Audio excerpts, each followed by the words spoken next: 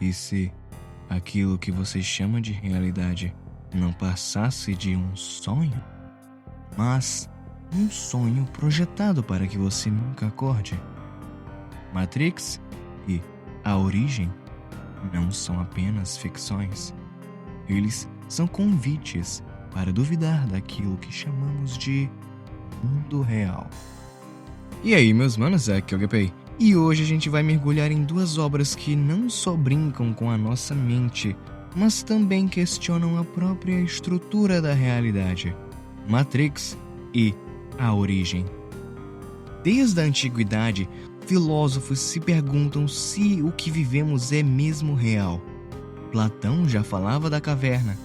Descartes duvidava dos sentidos. E hoje, a ciência discute simulações digitais. Mas, e se filmes como Matrix e A Origem fossem mais do que apenas entretenimento? E se fossem metáforas sobre como a nossa percepção é manipulada, seja por sistemas invisíveis, seja pelos nossos próprios sonhos?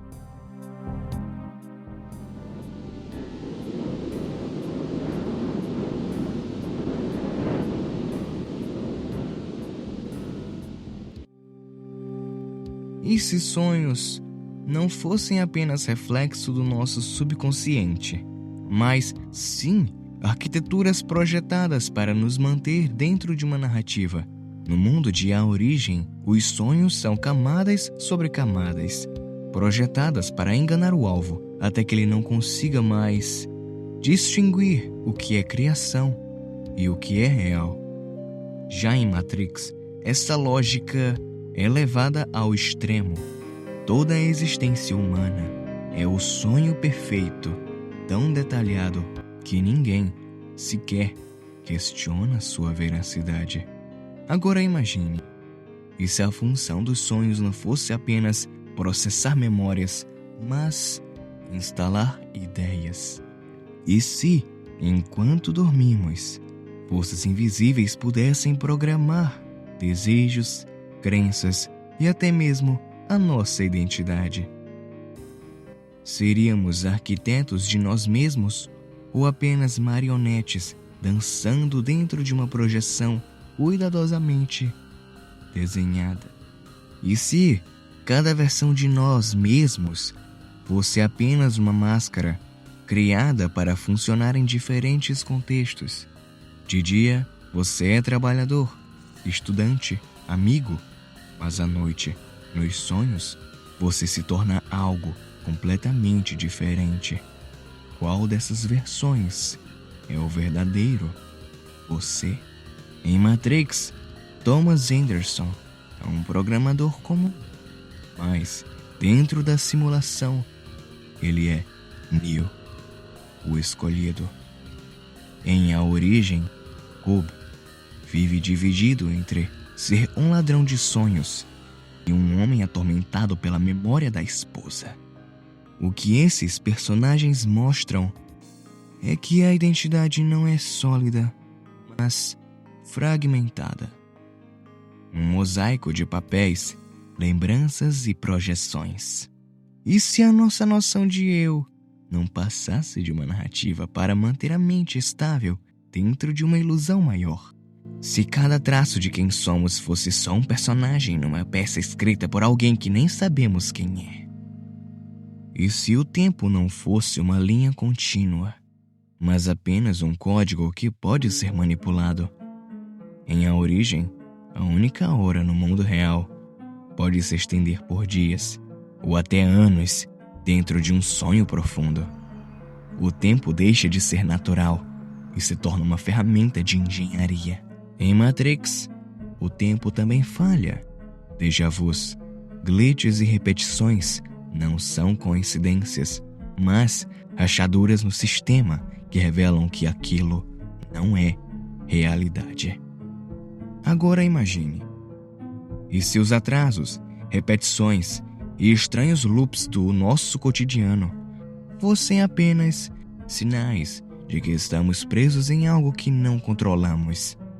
E se o tempo que você sente escorrendo pelos dedos não fosse absoluto, mas apenas uma configuração, como um programa que pode ser acelerado ou desacelerado. Se fosse assim, será que algum dia realmente vivemos um presente?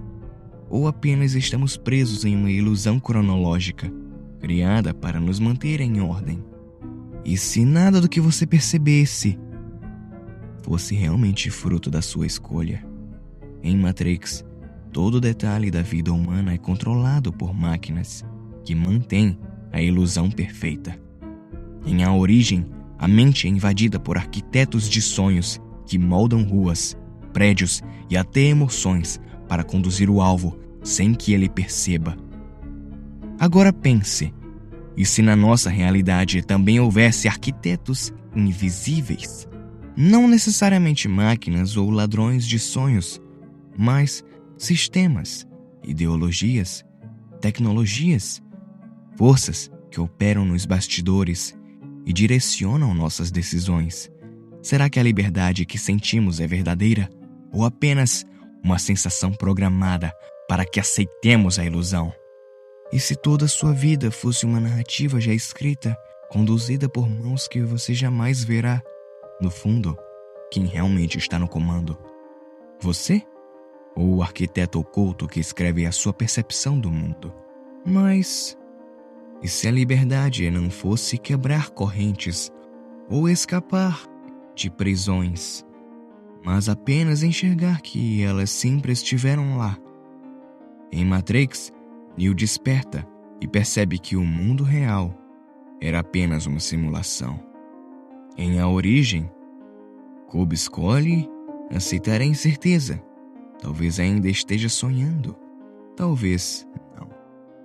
Mas o peso da dúvida já não o domina. Mas e nós? Será que já despertamos ou continuamos aceitando a realidade que nos entregam como se fosse a única possível? Talvez a verdadeira liberdade não seja controlar o sistema, nem escapar dele, mas reconhecer a ilusão. Porque quando sabemos que estamos dentro de um jogo, finalmente temos a chance de escolher como jogá-lo. No fim, tanto Matrix quanto A Origem não nos dão respostas, apenas perguntas.